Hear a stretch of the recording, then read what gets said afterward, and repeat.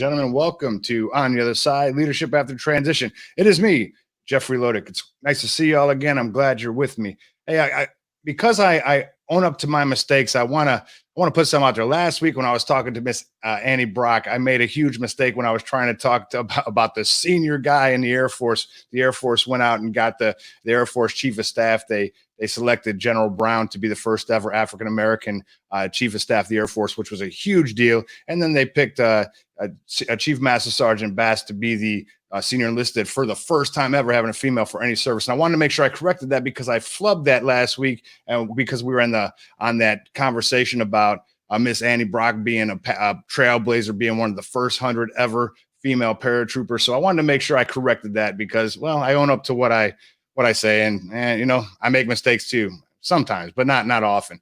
But anyhow, that being said, let's talk about our guest today. It's an exciting day for me because you guys got to see him on Transition Talk 2020. Herb Thompson is going to be with us in a moment. I'm going to bring him in, but I want to read his bio, and I just want to throw out some admin notes. Next week we'll have Transition Talk 2020 Part 2. It's the July version, so that panel will be listed coming out here tomorrow or the next day. But it's going to be really exciting. But anyhow, moving into Herb, I want to get his bio. I'm going to read it so I don't mess it up, but there's something really exciting because I get the first ever of something else today, which I like the first ever stuff. So anyhow, here we go. Herb Thompson retired in March 2019 after 20 years in the U.S. Army. He culminated his service as a Special Forces Green Beret Team Sergeant in the 5th Special Forces Group before earning his Green Beret here in the 2008 U.S. Drill Sergeant of the Year Award. He is the only person in the history of the United States Army to have earned this award and the Green Beret. Just so you know, I failed Special Force selection back in 2000, and I was a drill sergeant. Neither one of those things. I didn't do either of the things that he did. However, I tried. I wanted to be just like him when I grew up. Anyhow, here we go. He's award-winning and best-selling author of The Transition Mission, a Green Beret's approach to transition from military service. If you look in the links in the comments, you'll see the link there. I'll put it up on the screen here shortly so you have it again, but that's a great book. Go jump on it, especially chapter 4, because he talks LinkedIn, and we'll get to that here shortly. Herb earned his business and bachelor's degree in business studies from Southern New Hampshire University online. He attended the Tuck Next Step Graduate Certificate Program at the Tuck School of Business at Dartmouth and is student at Cornell's EMBA program. He is currently a management consultant and resides at his Slice of Heaven in the woods near Washington, D.C. In his free time, Herb supports veterans in transition, which is where most of you hear and see him all the time, hikes with his spoiled Labradoodle Liberty Bell, and spends time with his 2 amazing sons. That's pretty awesome. I'm really excited to bring him on. So without further ado, ladies and gentlemen, let's bring on Mr. Herb Thompson. How you doing, Herb? What's up, buddy? Hey, I just want to say $2 and being the only guy to ever earn the Green Beret and the Army Drill Sergeant of the Year. I take that $2 and I still buy the same crappy cup of coffee. It does nothing for me. But give me a good intro, I guess. Yeah, that's what it is. I was like, I wanted to bring that up. That was great. I mean, because it is awesome, man. I mean, obviously, I can relate to the time, right? So obviously, I did go to selection way back in 2000, and then I was a drill sergeant. So understanding the difficulties of both from a physical perspective and a mental perspective, the fact that you were able to climb to the top, that's phenomenal, and it is a big deal. Maybe not any longer from what does that get you, but it does when you drink at a bar every once in a while. I'm sure I'd buy you one. Yeah, no, it gives a little claim to fame, you know, but it's I wouldn't have changed it for the world. And like you said, like you have to be smart and tough to go through them things. And I think maybe it's just how dumb I was. I was too dumb to quit, and or maybe just too stubborn. It's probably how I got both of those two things, is just from being stubborn. And I would say that factored into the transition, which we're going to talk about, but both good and bad of parts of that stubbornness. Well, yeah, for sure. As a matter of fact, we're talking about, I mentioned your book, right? And the very first time I talked to you about your book. And I said, man, how long did it take you to write your book? And it really angered me. I want to tell you, that might have been your stubbornness, because you angered me because it only took you a few days because you just said, I'm going to do it. And you got down and did it, right?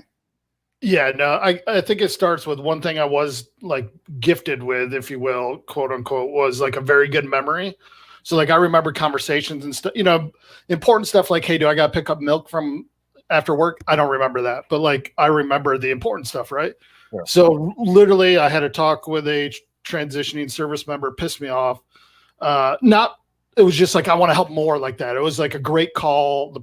She was in need, And I was like, no, I need to help more. And that was Friday. I got home like 6 p.m. and I sat and just typed until Sunday night. And that was probably 2/3 of the book. And then, with some edits, sent it out some people and stuff. Obviously more was added, but the bulk of the book was in one weekend typed out.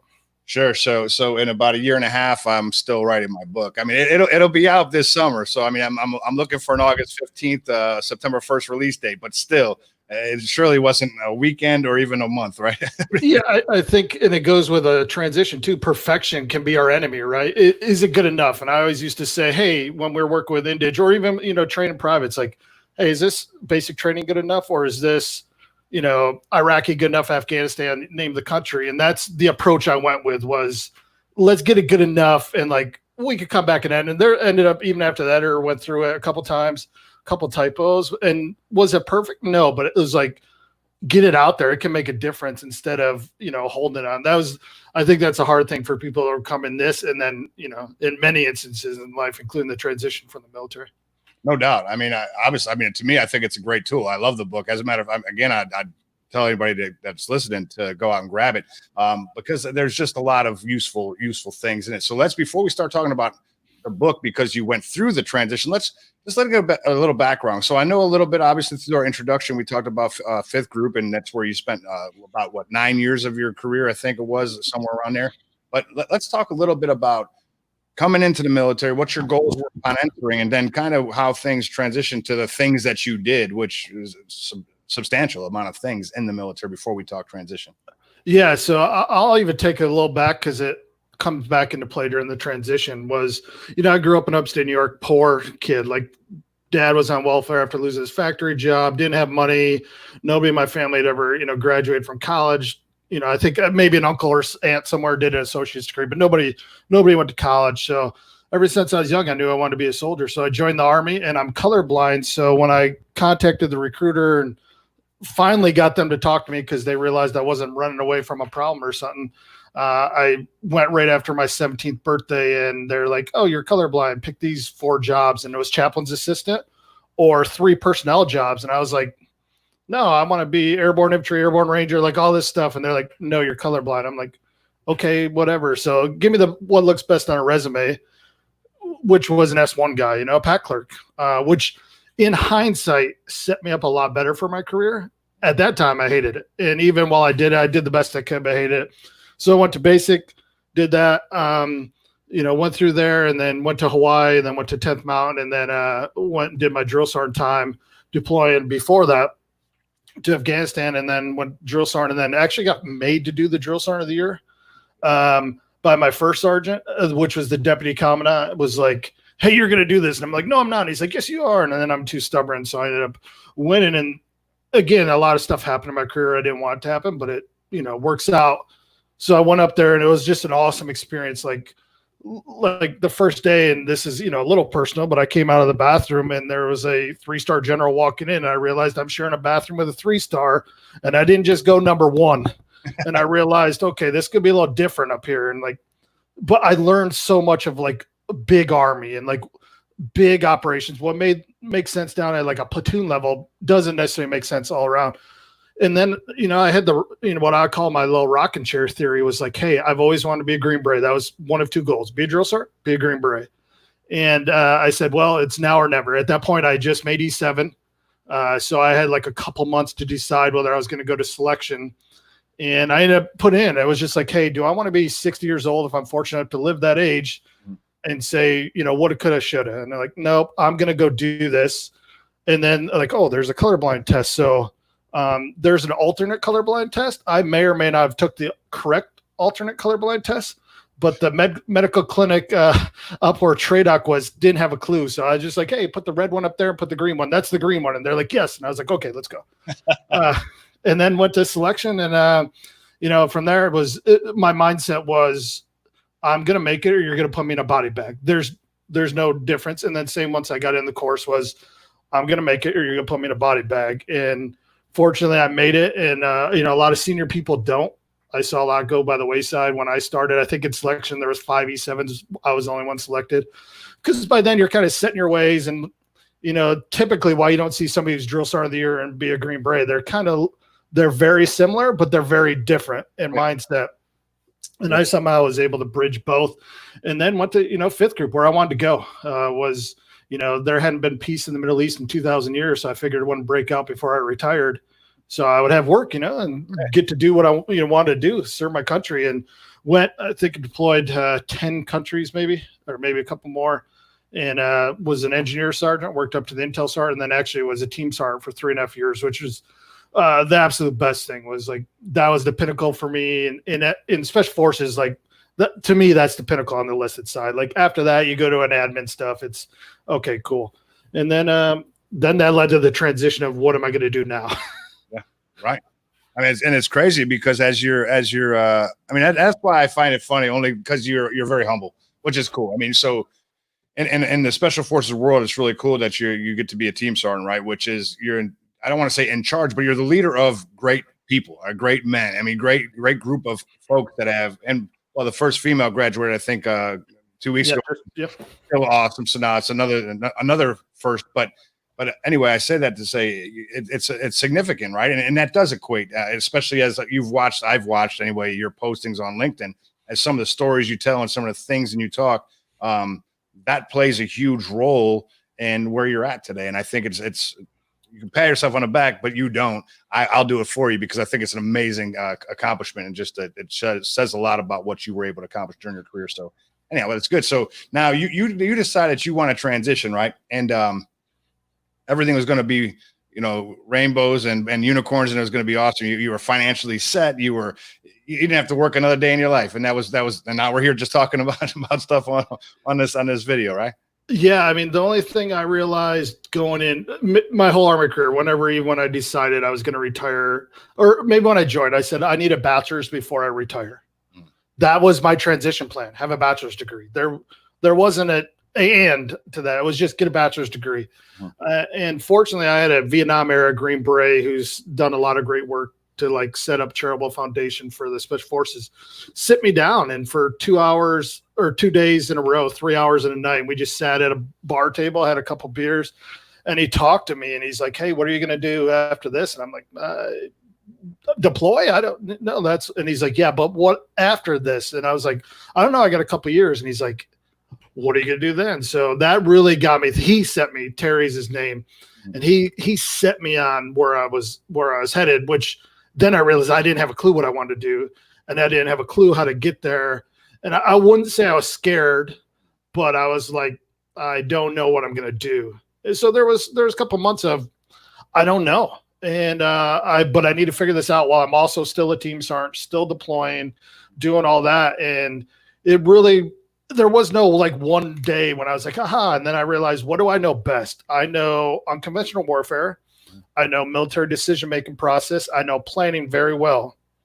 Well, if this is good enough for us to hypothetically go overthrow Afghanistan or invade another country, why can't this work for me to deploy into the United States? And that's where I initially began. Sure. So real quick, I just want to throw out there for anybody watching, if you have any questions that you want to ask Herb, please, by all means, throw it in the comment block, and I'll throw it up there for him to ask, because it's nice that I ask him stuff when we're just having a conversation. But if you have something specific you want answered, now's the time. Throw it up there. I'll throw it on the screen. As a matter of fact, Herb, what I am going to do is, we had a couple comments. You had thrown some things up on LinkedIn, and there was a couple folks that replied. So I want to throw those up so we can kind of answer those. Give me one moment. So Alex Mims, he writes, explain the bad or the failure points of your transition. Was the failures in the research, observing, or doing? And how would you recommend reducing the risk of failure? Yeah, I'll just specifically talk about me first. Yeah.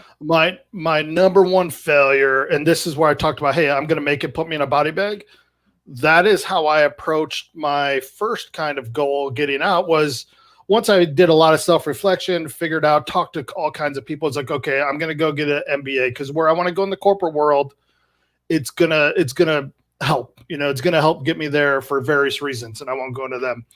And I put over a year of my life to get into a full-time program up at Dartmouth called the Tuck School of Business. And I loved the place. I fell in love with the place, fell in love with the town, traveled 3 times up there from Tennessee. By the way, it's a 20-hour drive each way. And I applied and did all that. And I didn't get accepted. I got waitlisted, and I was pretty devastated. It was kind of a rough weekend. I might have had a couple cold ones or 70,000. And then I talked to some buddies and they're like, dude, you realized you're an enlisted dude who just got waitlisted at a top 10 graduate business school, Ivy League in the country, and you did your degree online while you were in the Army. Like, this is an achievement. I was like, okay, so now I got to shift my mindset. And that's when I realized there's certain things in the military you can will yourself through, right? Like drill sergeant of the year competition, special forces. There is a mental component, but there is that physical component and just that grit. A lot of things in the transition aren't that. You know, you can't grit your way through it. Right. And that's where I failed. Was I tried to grit my way through. I thought I could nug through, and I came that close. Everything I did up till then helped me, though. So that's where I would say I didn't have any alternate plans. You know, the benefit was a lot of the stuff people talk about in transition of like, hey, I'm scared. It's real. Almost everybody I talk to is like, I'm scared or I have these concerns. I'm going to tell you, I wasn't, because I was laser focused on my goal. So a lot of now it hit me that one weekend, but I got to go a whole year without basically any worries because I was focused. So that's the biggest failure I have. And you got to have a plan, and I wouldn't say plan, have a plans. You know, like this is your A plan, this is your B plan, C plan, D plan, and then be ready to adjust. Sure. And I was able to quickly do that. And immediately after that, realized the error of my ways, because that's what they taught us special forces, have a PACE plan, primary, alternate, contingency, and an emergency. Yep. And, you know, shortly thereafter, I came up with my PACE plan, my plans going after that. And I was able to make it work going on them plans. But that's the biggest thing. And I think a lot of people I talk to I know a lot of people underestimate how much effort it's going to take, because I started 2 years out from retirement. I didn't have that. Yeah. Like, because I was putting in all my free time, and I know a lot of people like, I don't have time. I'm like, did you go to church on Sunday? I'm not saying you should not go to church. I'm just, you made a choice. Did you watch a movie? Did you play a video game? Like, what you do with your time, there's time. I hear that a lot of in the military, and it drives me nuts. It's like, hey, I put all my time. Now, did I sleep much? No. Did I play video games? No. Did I go to the movies? Never. Did I, name what you did. Did my family probably suffer a little bit? Probably, yeah, because I was focused on getting stuff done. But that's part of where we're going to get there, Yeah, no, that's awesome. And I listened. Gary Vee had said one time he had a phone call. A caller called in and said, "Hey, I want this more than anybody else in the world wants this." And he said, "Okay, well, what did you eat for dinner?" And he said, like a grilled cheese sandwich. He goes, "What time did you wake up?" And he said, like 7 o'clock. He goes, "Okay, well, just so you know, the person who wants it more doesn't remember what he ate because he can't remember the last time he ate. Can't remember what time he woke up because he hasn't even gone to bed yet." So you can say that. You can say whatever you want about how bad you want something, but there's always time, and you can make time. And I see that a lot, and especially when I listen or scroll through LinkedIn or other posts about knowing or having knowledge or having people tell me about transition. And a lot of, I don't want to say excuses because that's not the right thing to say, but some of it is. But you say something regularly, and you're always talking about owning your transition, and it seems as though I see a lot of times people not owning their transition. They're putting the emphasis on somebody else to help them do so, but they're not owning what they're doing. Can you talk a little bit about the ownership of? Yeah, it's own your journey. If I want something, I'm going to go get it. And that probably explains why I was drill sergeant of the year and I was Green Beret, right? I want it. I went and got it. And if you want to go get it. So I do think that is part of it. We hear a lot that, wow, people want veterans, right? Companies want veterans. And then you sit through some transition classes and depend, how well they are done. But you hear a lot, hey, people want to hire you. And like, yeah, but for a job, not the job you want or a great job. It's for a job. So I think, everybody, I think at some point starts to learn they have to own their journey. Fortunately, I learned it very early. So, that glide path to a soft landing on the DZ for me was good. But when you learn that, and I feel for people because it's not understanding the operational environment. And to me, some of it, hey, if you're getting med boarded, something like short term, you need to get out of the military. That's different. Yep. But if you're especially retirees, you're retiring, you got to put the time in and understand your environment. And I think it's a mindset. To me, it comes down to the mindset of, we wouldn't just deploy to Afghanistan or Iraq and go, hey, sir, first sergeant, where are we deploying? All right, bud, I'm hopping on the plane. I don't have to do any prep work at all. No NTC rotation, no JRTC, none of that fun, pre-deployment training. We'll just go. That's cool. And I mean, sometimes that happens in emergency situations, but we put preparation in. And I think we know how to prepare for a deployment if we think of it like that. And we think of it as a deployment. And that's like, for me, I know some people have some family to go back to, right? There was nothing. Yeah. So I knew I had to make it. But it's that mindset. And I think everybody learns it at a different point. And I've talked to a lot of people about this, like, hey, what would you change? Would you talk about it? I'm like, I was a drill sergeant. And if I would have talked to privates about, hey, here's what you need to do before you retire. No, I talk one thing. Hey, do TSP, save some money. That was that was close as I got, but I didn't. And even I think NCOS, like, do it. Like, how many classes you sat through NCOS and you're like, is it 1,700 yet? Because this is more. I want to get ready for deployment. I need to get back to my unit. Whatever. There's a lot of stuff going on. So I don't know the answer, and the only one I've come to is, and I mean, I think on this topic, which is sensitive, like sexual assault, EO, they made it a bullet on the evaluations, at least in the Army for NCORs and OERs, years back.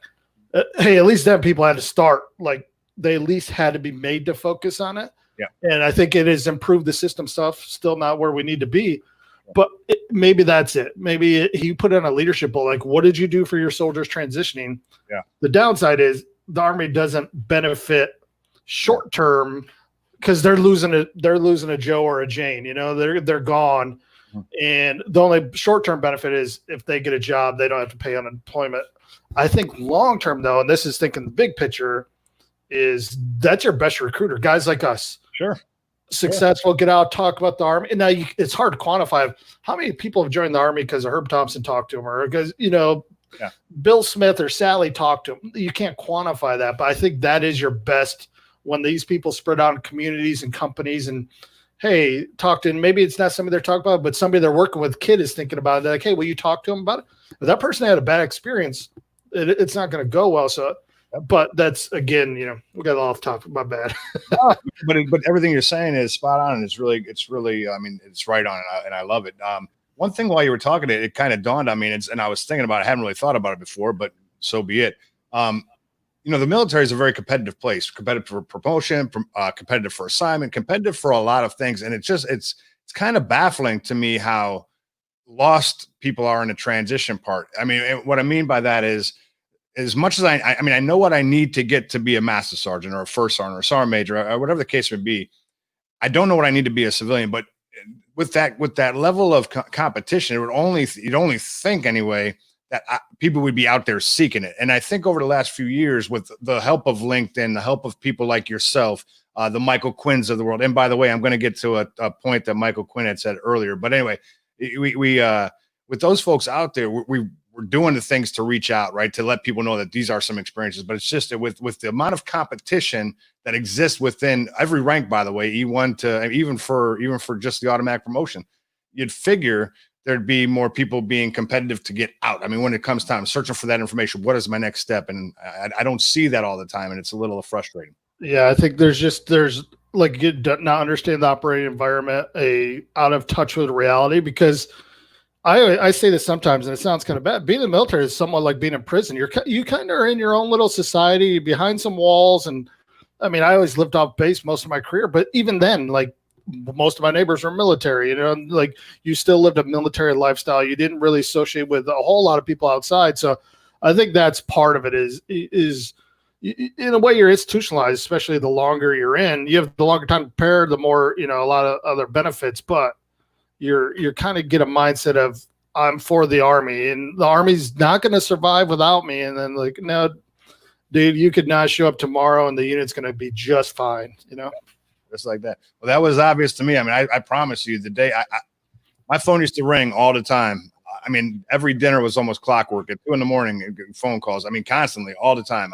The day I retired, it was actually very evident how quiet my life became, which it is what it is. But that actually starts going into the psychology, right? The psychological part of the transition. But I do want to make mention because my brother's on here, so he's checking out, and he said the beard is strong in Herb, right? So I'm going to throw it up there because Michael Quinn had made mention of it's the battle of the beards.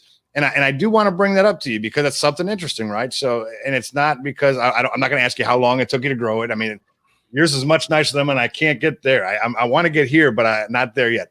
But with the transition, I want to ask you, did you grow your beard because people ask me this question, so I'm asking you, did you grow it to be spiteful in the fact that you could do it? Or is it like a rebellious type thing? Or this is what you wanted to be? Or yes. So I would say my hair was a little bit shorter. My beard was a little bit shorter when I cleared CIF, but it wasn't much shorter than this. Maybe like up to here. It was, believe me, I wasn't nowhere close to a regulation length because we had some special stuff going on most of my last couple of years. Sure. But yeah, for me, I mean, before that, when I was a drill sergeant, high tight shave with a razor, so I think some of it is there's probably a little bit of rebellion in of, hey, you've told me for 20 years I've had a shave or have a haircut. I mean, even special forces, I remember having a haircut check before I deployed one deployment. I'm like, excuse me, we're going to kill bad guys here and you're checking my hair. And then the other part of it is just me, and I always tell people this, like, just be you. Now you're going to have to suffer them consequences because let's be real, there's some stereotypes that come with looking like me and you, or anybody for that matter. But I'm like, there's some companies I can't work at because they're like, hey, you can't have a beard here. You don't need a Herb here then, like, hey, that's good. But no, it's just me being me. And I think that's what has helped me stay who I am throughout my whole career, going from that very conventional drill sergeant mindset and the unconventional special forces. The whole time I never lost who I was, and it was just me, and I'm still being me. And I think that resonates well with me. That's kind of me as well. But my story about the beard is a little bit different, right? Because I actually had a little beard. It was very small, but I had a baby. And my daughter, when she was first born, when I hold her, she'd hold on to my beard and fall asleep. And then even now, she continues to do so. So it's become longer as she's almost 2. But if I'm holding her, she'll hold on to my beard, and I haven't cut it. So at the end of the day, though, when it's all said and done, I like it. And now, and unfortunately, and I would say unfortunately because I would shave it tomorrow without hesitation, I've been places to where people see the beard from a distance, they'll look at each other talking, and then they'll come over to ask my wife and I, hey, are you the guy that does the transition podcast? Are you the guy that posts all the stuff about sports? And of course it is me. And it's just interesting that's what I've been known for now is the beard, right? Yeah, I get it too. People come up, hey, her, but I'm like, I noticed you from LinkedIn. The beard, man. Of course, I know you are. I mean, I don't get anything out of that. Quite frankly, I'm like, oh crap, like this is cool. Let's talk then. Like, sure. But I mean, I have had some negative instances where like people are like, Herb, you're intimidated. I'm not the smallest guy in the world. Of course, my tattoos were covered if I'm in a suit, whatnot, which in this case I was. But I still had long hair, in more my presence, long hair, beard, and certain people are like, oh my God, this guy. So I realized that in my transition. So I always had to smile, which is me anyways. But I did some extra stuff in there so people could see like, oh, this guy's not a psycho that's about to, go kill some people. Sure. And that's important. I mean, I think depending on, and I brought it up specifically because depending on who's watching or listening, there are the people that want to go to corporate America. There are the people that don't. There are people that want to go do trade work or whatever the case may be. And, there's a couple books out there, and we talk frequently about dressing for success, and you can actually buy the book Dress for Success. And there are some good things in there, but I think a lot of it's outdated in a sense because they do talk negatively about the stereotypes about beards as well as tattoos. And I think our society is kind of shifting a little bit to where, don't get me wrong, you're not going to walk in with a wife beater with your tattoos out and a big old beard and hair all crazy and get that job as the vice president. But there's still, I think it's just a matter of how you approach things, right? Like you did, like you say, you knowingly have to make those extra steps to smile, be cordial, Yeah, and it's knowing where you're going. I mean, let's be real. 2 of my target companies were Deloitte and Accenture. Mm-hmm. I'm working at Accenture. Yeah. I'm pretty sure if I worked at Deloitte right now, this wouldn't be somebody. Somebody be saying nothing against them. It's a great organization. It was one of my target companies. But it was one of the things I liked about Accenture through all my informational interviews and all my research was, they're very as close as a company can be today to be pretty open-minded.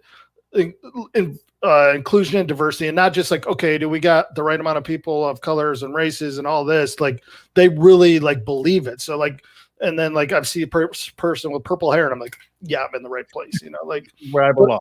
Yeah. That's awesome. And I think it's great that you did your research to do that. I mean, through some great experiences in the Tampa area, I've gotten an opportunity from Tampa to Orlando, going to some organizations that, I could list them, but I love their culture. I mean, I'm not going to work for them. I do my own thing, right? I'm not the corporate America type. And it's just not because I can't do it. It's because I choose to do some other things. But looking at some of these organizations, man, I recommend them. And so as soon as someone calls, because I take phone calls all week long, right? I mean, about transition, help for jobs. Do I know anything? Do I know this? Do I know that?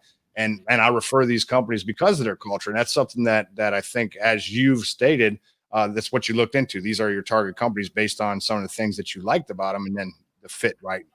So I'm going to throw in another question real quick from Emilio. He put it out there earlier today, and you actually kind of talked about it a little bit, but I just want to know if there was any difference to the answer. But it says, if you could go back while you were in the middle of your transition from the military, what is the one thing you would do differently?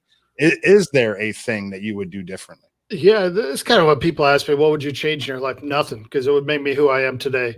That being said, again, have a plan. There's some little stuff. I mean, the big stuff I want, but again, that's what the mindset of it. I started pretty heavily 2 years out. I embraced LinkedIn some period of time in there. I embraced like owning my identity and my journey, and not my identity as a Green Beret or as a soldier, but hey, this is Herb, and I hate to talk third person, but I think realizing that, and maybe if I had learned some of that stuff sooner, it could have been even better in the transition. It took a while. Like I would not tell people I was a Green Beret. Like there's people to this day, like everybody on LinkedIn, pretty much everybody knows I'm a Green Beret, right? Sure. I'm telling you, if we would have met a year ago, maybe 18 months ago, because I'd already started the conversion on LinkedIn, we could have talked for an hour and a half. Now, you and I, we probably would have talked, and eventually we would, just because, we're veterans, both drill sergeants, cool. You would have had to peel that onion back, and I'd be like, I'm in the Army. I probably wouldn't even said I was in the Army. Yeah. And like, I would not talk about it. But what I realized is like that, A, I've earned it. B, it does bring me some credibility. Now I can stick my foot in my mouth, but at least in most cases, it'll open a door for 30 seconds, a minute, depending on who it is. And then it gives me that. So if I would have learned that sooner in my process and been more comfortable talking about myself, maybe stuff would have changed, but that was a difficult thing for me to overcome. Sure. And that's actually very common. I mean, just amongst us, because we're always saying the we, they, them, us, but never I. So I think that's the one. I don't want to say it's the one thing that everybody has an issue with, because there are certain people that I served with, and when I was serving, they said I a lot, and now they still say I. But even at that, all that being said, I is a hard thing to actually go by. Even me, I find myself saying it now, like intentionally trying to talk about myself, but it's difficult. So let me ask you this: if you do take calls, I see the conversations. That what I love about you on LinkedIn is that you're transparent with your messages, but more importantly, you're responsive to everybody's replies. I mean, if someone writes something, you reply to them. That's good social media etiquette. Try to. Yeah, it's hard sometimes when you get 385 replies. I'm like, this guy's going to be here all day. And I actually go to check to see, man, he's spending some time on LinkedIn today. But I say that, what is common, like a very common thing that people reach out to you specifically for advice on, as you're just in transition, but with your book information, but with everything you've done in the transition space, what is a common question that you get across the board when they first talk to you? Yeah, that's a good one. I mean, I used to get actually before I wrote the book, that was part of the process for the book, because I was having a lot of calls, and I was like, I can help more. And since the book is obviously, the book probably represents the first talk we would have, right? So that kind of takes some people out. And I don't know if some people, like I've heard some people that are like, oh my God, you're easy to talk to. I'm like, yeah, why wouldn't I be? Like crap, man. I use the same bathroom you do, 2 pant legs at a time. No, 1 at a time. Yeah.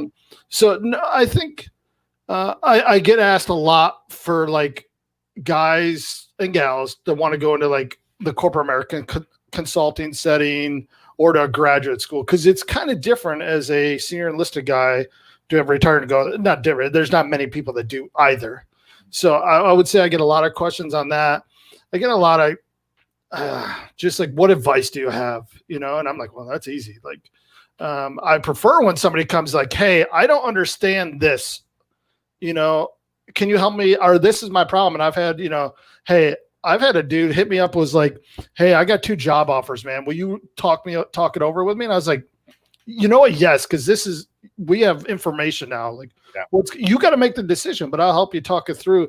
So I don't know if there's a common, I'm sure there is a common, but it's kind of all over the board, because everybody's a different part in the process. Sure. That's it. A lot of variables. And I mean, I'm with you. I understand. I want to throw up there. He goes, that Ralph Reagan. I think it's Reagan. If it's not right, Ralph, I apologize, but I think it's Ralph Reagan.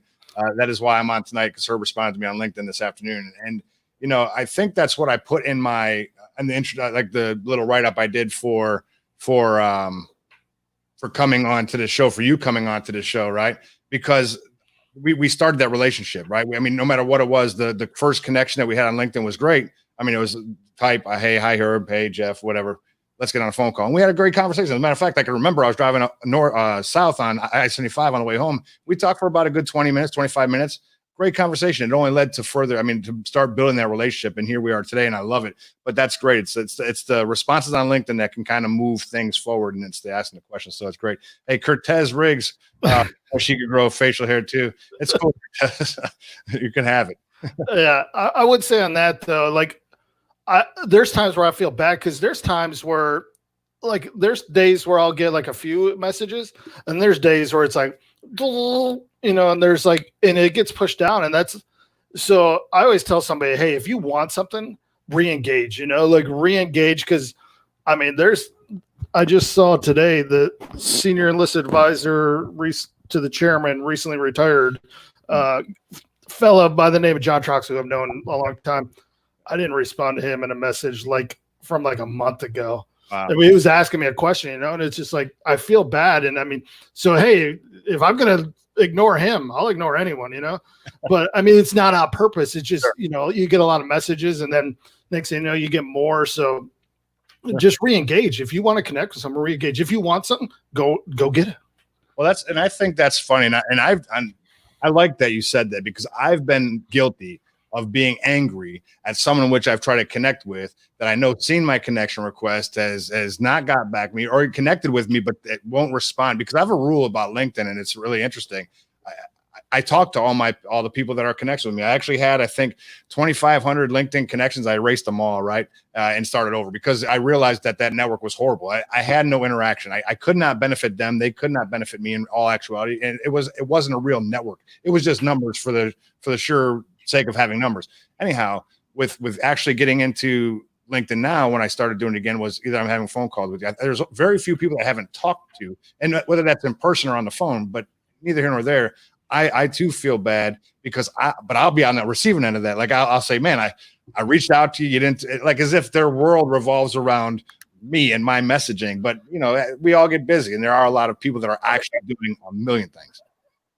Yeah, I think we all fall into that trap. And I had before, in my transition, was like, oh man, this person, I'm waiting for let's be real. If it was a person I wanted to talk to, like, connected, I talked with them, because I did some homework on them. Like, hey, I love that little puppy you got. That's a good. They're probably like, hey, how's he know about my puppy? Hey, no, yeah, he should know. He's a Green Beret. Like, but I would do some homework, do a little research, or even something in the profile, like, oh, you were stationed at Fort Drum. I was stationed at Fort Drum. Oh, we're both from here. I both went to school here, or something.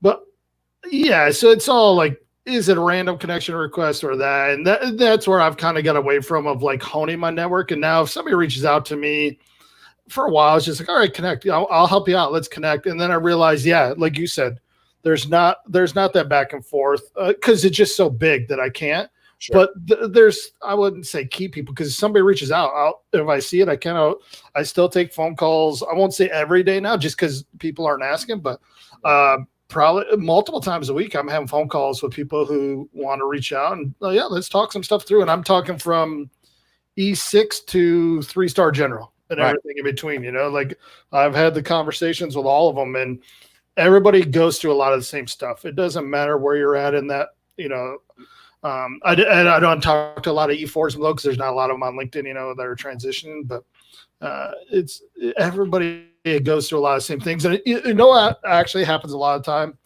is people will talk with me, depending on where they're in the process.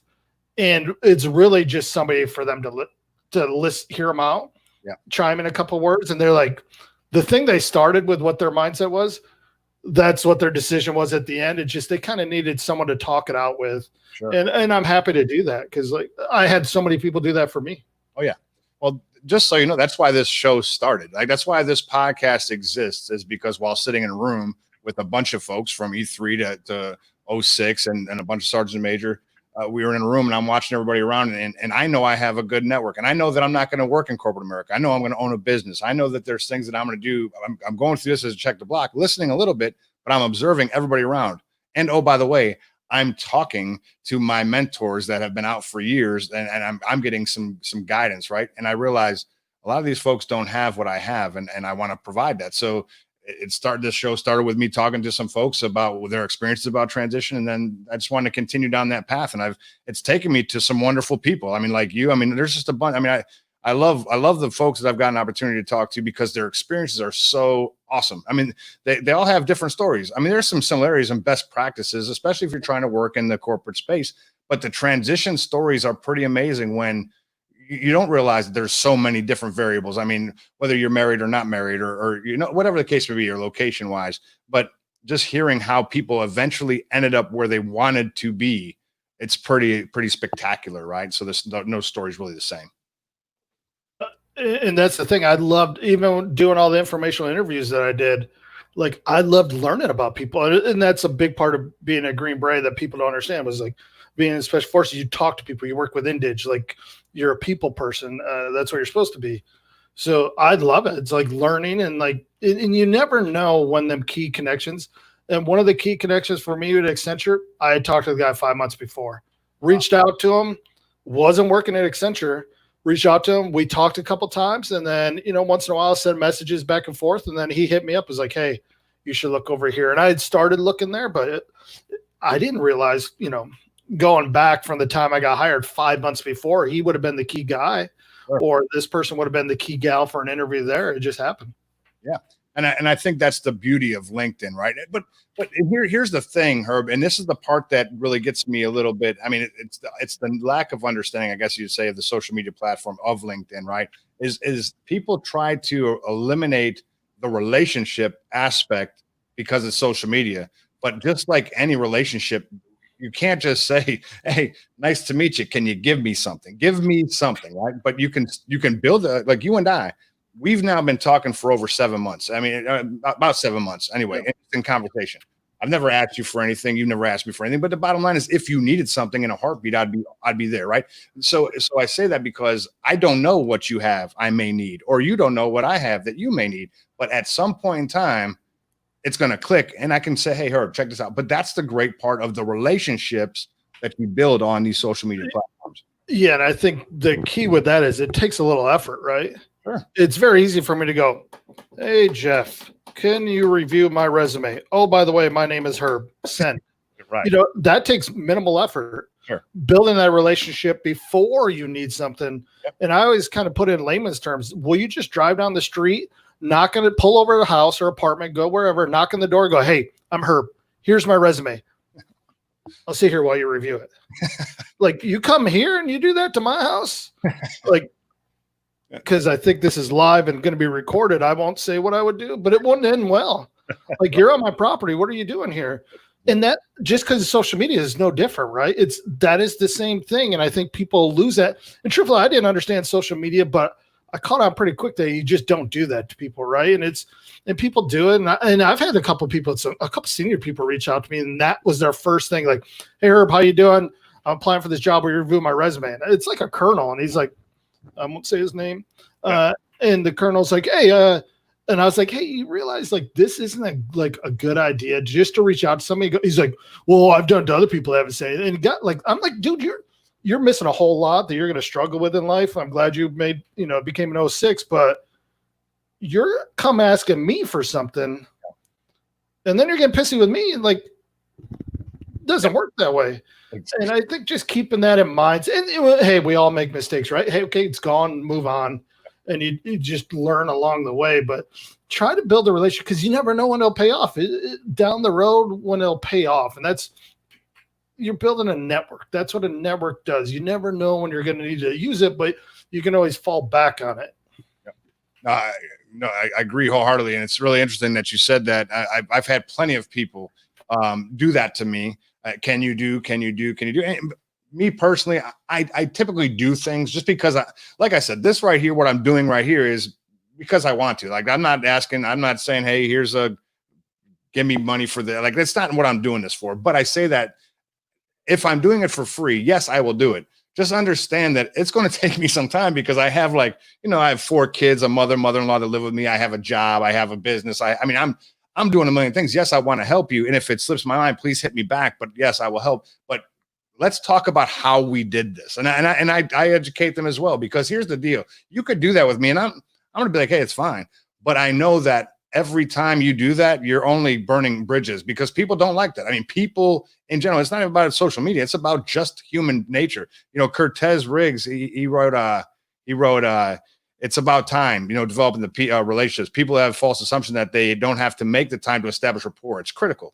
And he said great info. So thanks, Herb, for the great info. But it's factual. You got to use that time to develop that relationship, right? Yeah, and I think that's where it comes down to. It's time. This is why I talk to people. I had 2 years, right? So I had the time.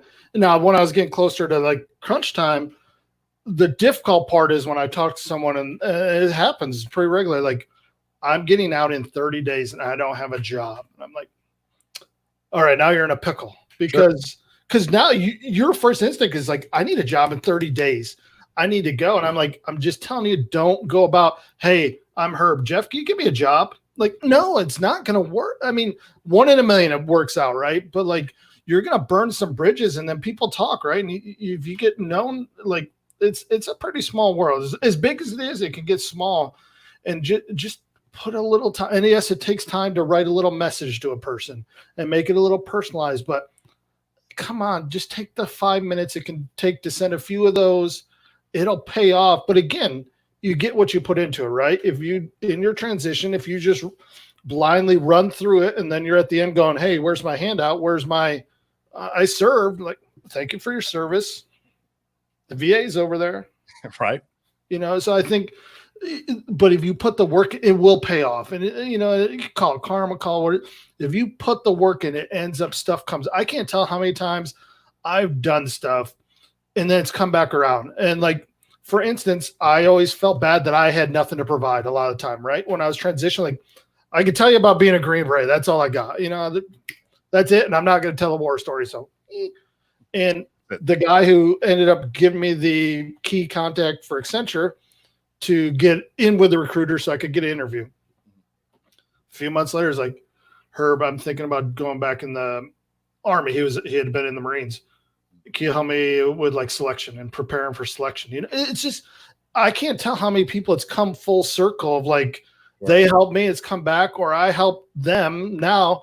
And it comes back around and like, hey, and because you never know. And like 5 months, hey, can you help me talk with this person? I'm really interested in talk with that, Yeah, that's awesome. I love it. As a matter of fact, what I'm going to do real quick, just because I want to make sure to plug it, right? I'm going to plug the book. That's where you can find it on Amazon. But here's Herb's book, The Transition Mission, Green Beret's Approach to Transition from Military Service. Now, look, going to chapter 4, like the whole book is good. Don't get me wrong. And I don't want to keep bringing up chapter 4 as if it's like the holy grail, but it's a LinkedIn. It's about building your LinkedIn profile. For some of y'all, you have one, right? It's great. And some of them are okay. And some of them are phenomenal, right?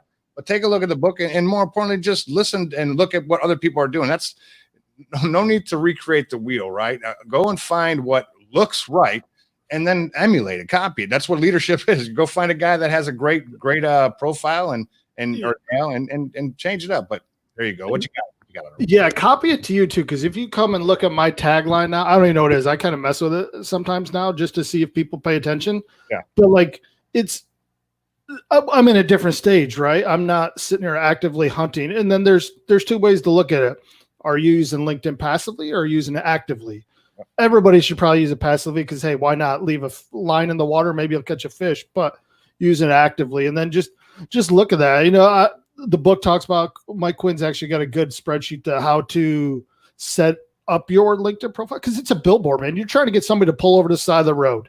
Yep. Do you want something that was spray painted up there that says, hey, come to the petting zoo over here? Like, no, it's you looking for that very nice billboard and like, okay, I'm going to pull over. It's got a good image.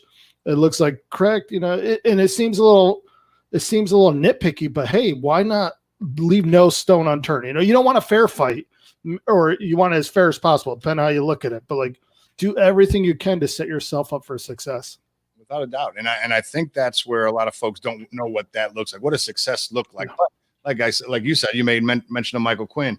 He is one of the grouping of people in which I always tell people when they're getting involved with LinkedIn to look up Herb Thompson, Mike Quinn, look up, all the folks. There's a good list of them that I have.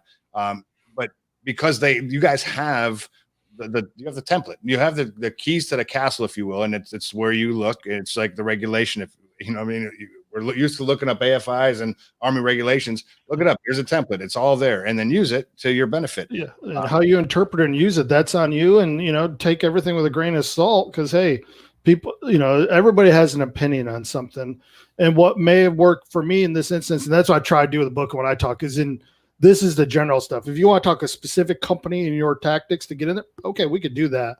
But like, don't complicate it more than it is. You're right, and that's the other part is I've never been on LinkedIn to look for employment, right?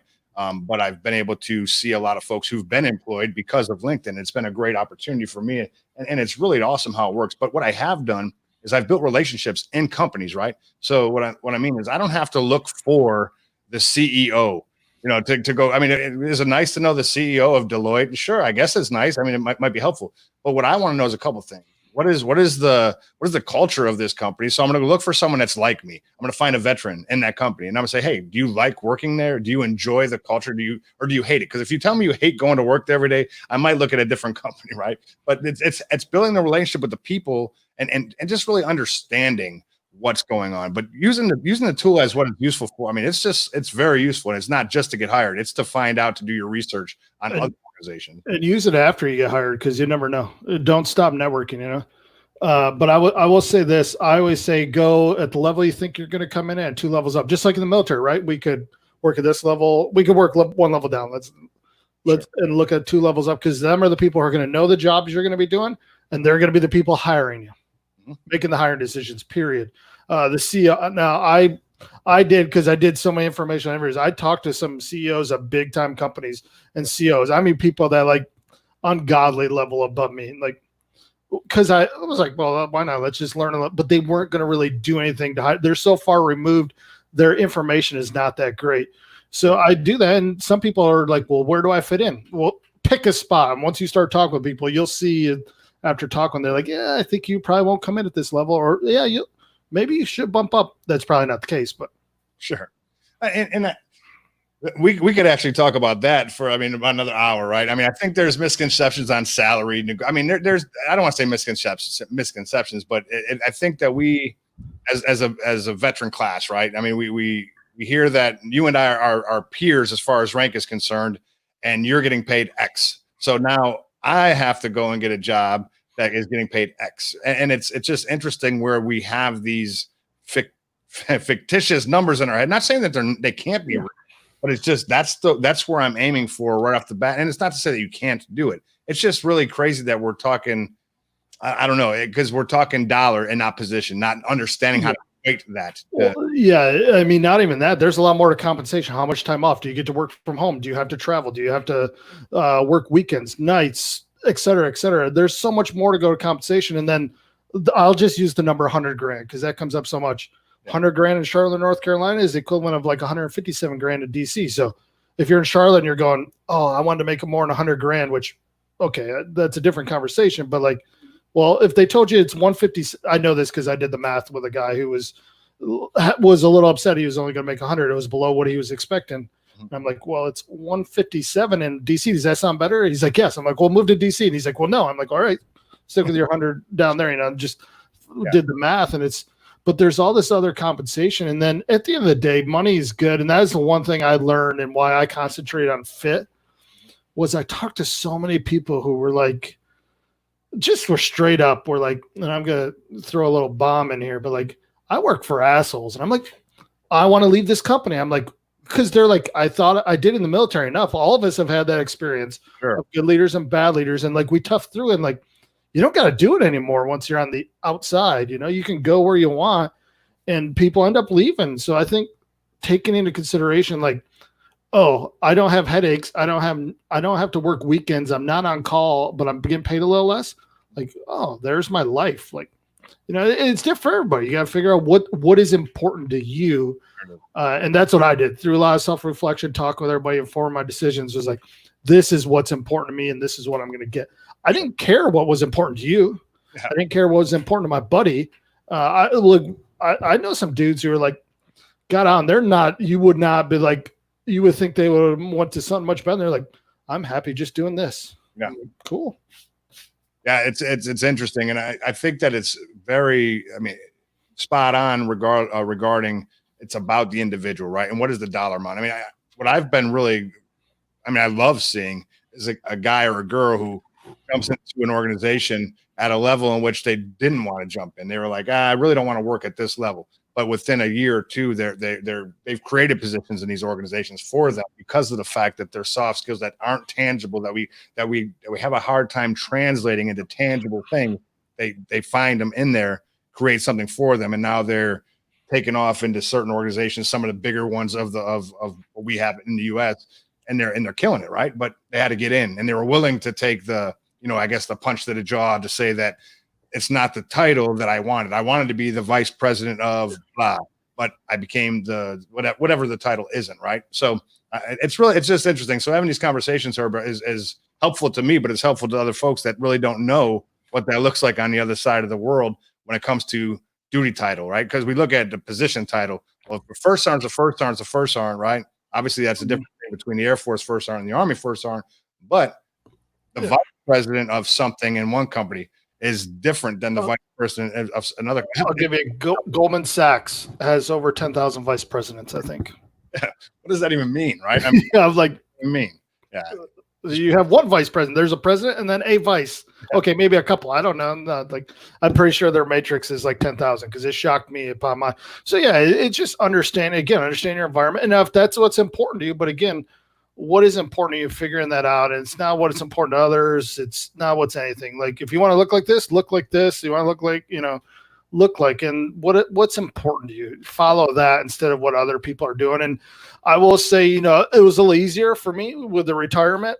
Like, because I knew I was going to have retirement, I was going to have a little VA, so I had a cushion, right? I could take some time off afterwards, which is the best thing I did. Like, first it was weird for a few weeks of like nothing to do, but like it was great for a few months to do nothing, and then all right, let's get after it. And but everybody, again, it's you got to work with what you're working with. Like Rumsfeld said, you go to war with the army you got, right? And that's what it is. What it is. It is awesome. That's a great point. Love it. That's what we did. I mean, I had 4 months I spent with my family. We kind of traveled around a little bit. I worked horribly on a business because I was doing things backwards, all kind of dumb stuff. And I jumped in because I couldn't sell. Like I had all these great conversations with these people, and they just said they loved my story, but were like, no, I don't want to pay you, or whatever. However they said it, they weren't mean about it. But I realized I couldn't sell, so I jumped in and got a job at a Ford dealership. I wanted to learn how to sell. I wasn't intending to get a resume needing job, so I jumped in and started working at Ford. Loved the job, loved the people. It was too much time. I mean, I spent 72 hours a week in that place. I mean, it was great, but it wasn't going to be my forever job. But I learned how to be me as a salesman. And I think it was a great experience. But it was something which I had to learn, right, as I went along. But there's some lessons in all of that. Now, I'm going to ask you a question real quick, Herb. The question I'm going to ask you is, I'm not really sure what question I'm going to ask you right now. I'm kidding. So as a student, and you're going to school right now for your master's, and you're also working as a consultant. Tell me how that kind of works. I mean, like your time, your balance, your work-life balance, but what are you gearing towards? I mean, with your MBA and then also the consultant, are you trying to tie these things in together? Is there something in which you're working towards? Yeah, I'll say how it works. And I talk to prospective students a lot, and they're like, hey, how's the workload? I'm like, well, I wrote and published a book since I've been in the course. So, and I don't have I have 2 B minuses. which, hey, I'll take it. That's my lowest grade, but mostly B's, B pluses, some A's. But it's all, again, what you're going to put into it. So it's an easy balance, but that was also, again, why I took the position I did, because I knew it was a very limiting position, right? It wasn't anything that was my full-time job at Accenture wouldn't drain me. Yeah. So I'm like, I'll have that extra time. But to me, it was where I'm going and what I want to do, which is to continue to make a difference. I'm just going to tell you, opening more doors for where I want to go. I want to do some consulting, and I want to be in the business side of things, not in defense, not in whatever was, hey, the Green Beret only goes so far until they go, we don't need to plan unconventional warfare or need jump master duties. And I'm like, okay, so it's just a nice to have, like, it's cool. Sure-ish. But with the Cornell MBA and the Accenture, I get both two big names on my resume. I learn knowledge in both, and then I get to build my network within both. And that was why I targeted them. Once I shifted off of that primary plan, I targeted to a matrix like this because of where I want to go. But it's because I want to do some corporate stuff. Sure. If I didn't want to do corporate stuff, I would not, I might have been different. Maybe I would have done one and not the other. But to me, that's the reason why I did the pair. No, it's great. And I think it's great to set yourself up to create the opportunities, right opportunities. It's a step. It's not my end goal. You know what I mean? It's not the end of mission. It's sure. Going to where I'm going. All right. So we're about to end. It's been an hour, and I could truly stay here with you for like 7. Whatever you got to ask, man, I'm here. I love the conversation, but here I'm going to ask you. This is my favorite part. I love all the information, but I like stories, man. I'm like a story time guy. So my favorite part of all my shows is when I get to ask you can't make this shit up type story, right? I want to hear something that happened when you were in the military, and don't put yourself out there and get yourself in trouble. I mean, we still, but I want to hear whatever story you want to tell me that if someone listened to it that never served a day in their life, they just wouldn't believe that it actually happened in real life. Oh, well, I got a lot of them. But no, I do think of one that once in a while, I've only told a few people this, and I try to keep it fresh. So again, I said I started out personnel, right? In Hawaii, before you go to JRTC or NTC, they send you to Pakalolo training area, the PTA over on the Big Island. You go do a training area exercise for a few weeks. You fly back over to the island of Oahu, and then eventually you go to JRTC, NTC. So we did that. We did the rotation, and I want to say I was like just newly promoted E4 this, like the day we landed there, maybe. And so we're leaving to come back, and my unit tells me, "Hey, let's go. You're gonna volunteer to watch the container of weapons and everything down at the dock. We'll pick you up in the morning." I'm like, okay. So I packed a rucksack, 2 MREs. They had $9 and like a can of cashews or something, right?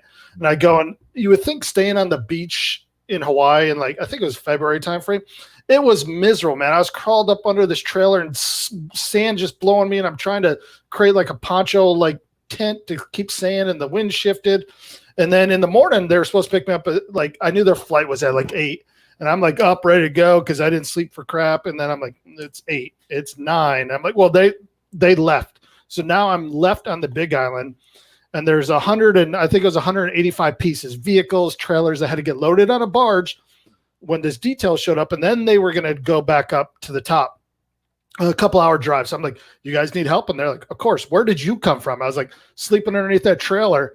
So I go through the day like that. I come back up. I find a hooch. I'm like, when's the next flight out? I go find out. I go to the little manifest there, and I walk up to a first sergeant. I'm an E4, and it was I don't remember the infantry company, but I was like, hey, first sergeant, I need to ride. Can I hop in your company? He's like, who the hell are you? I was like, hey, my unit left me here. He's like, yeah, hop in. So this all happens. We fly back to, I forget the name of the airfield there in Hawaii, right next to Schofield Barracks. Do that.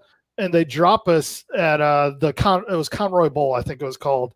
And that's where the units was picking up, right? So I got my rucksack. I'm like, still nobody there to pick me up. And I'm like, no way they forgot about me.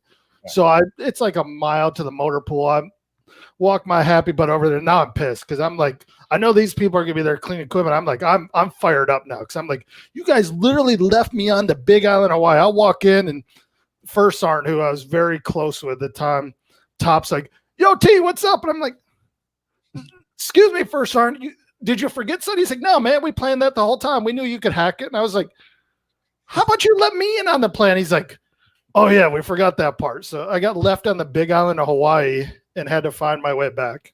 That's always good, man. That's a young young SF guy in the making. You could actually call him and tell him, I appreciate it, First Sergeant. You actually helped me in my career decision. It came back because at one point when ISIS kicked off, I flew over to Kuwait and hitchhiked my way to Iraq border. And that's a different story. Oh, that's awesome, man. See, no stop, man. You're right. Stubborn. No, very determined. That's awesome. Hey, before we let you roll, I want to say thank you for coming on. I'm going to give you a moment to say whatever it is that you want to say, but I'll tell you, for all y'all that are watching, share this with people. Let people hear it. But more importantly, there's a lot of podcasts and different live streams that Herb's been on over the past 2 months. I'm not going to list them right now. I'm actually going to go and get every link, and I'll put it in the comments of this podcast.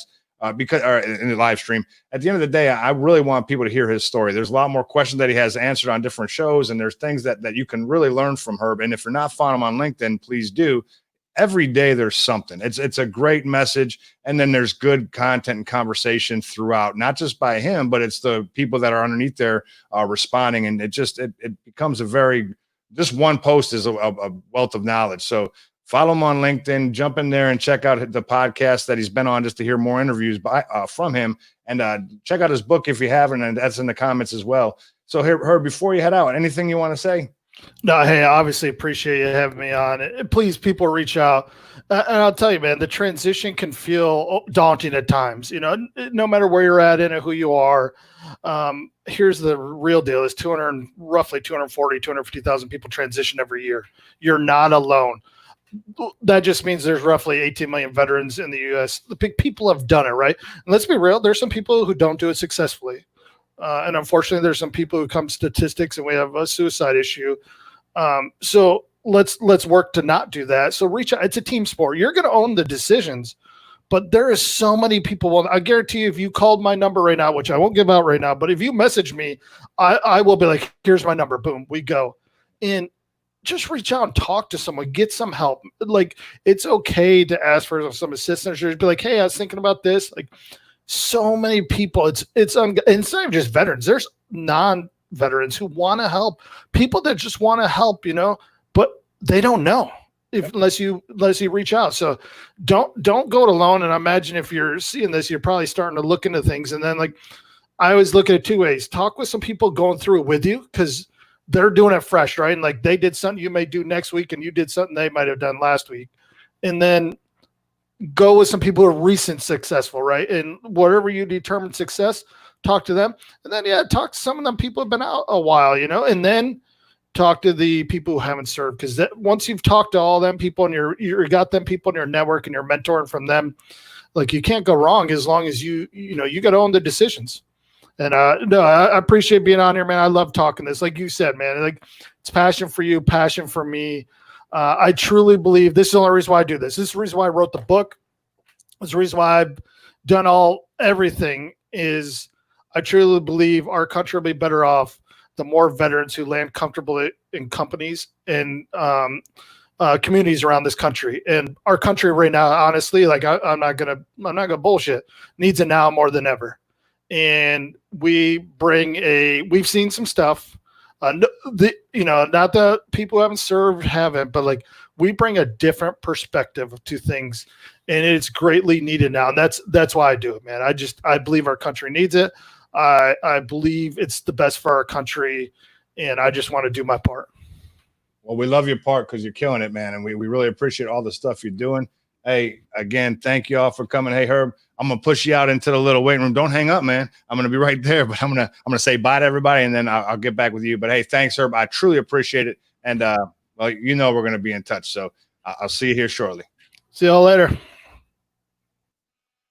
All right, ladies and gentlemen. Well, that's all I got for today. I mean, it was great. I mean, I could have Herb on this show every week and just be happy with him as a guest, because the insight he has, the way he puts things, and how he's actually helping the veteran community is amazing. And I truly, truly appreciate him. For any of you out there that are watching or have watched, hey, share this with a friend. As a matter of fact, I don't know who's watched. If you put a comment, just say hello. Just let me know that you were here, because otherwise I won't see. Either do that or click the like button and just share, subscribe if you're on YouTube, or hey, if you know anybody that just wants to listen, this podcast will be out on iTunes next Monday, 12 o'clock in the evening or 12 o'clock in the morning, whichever way you're looking at it. So Monday morning, you can hear it on the podcast. But hey, we really appreciate you guys coming and spending time with us. We'll be here again next time on the other side.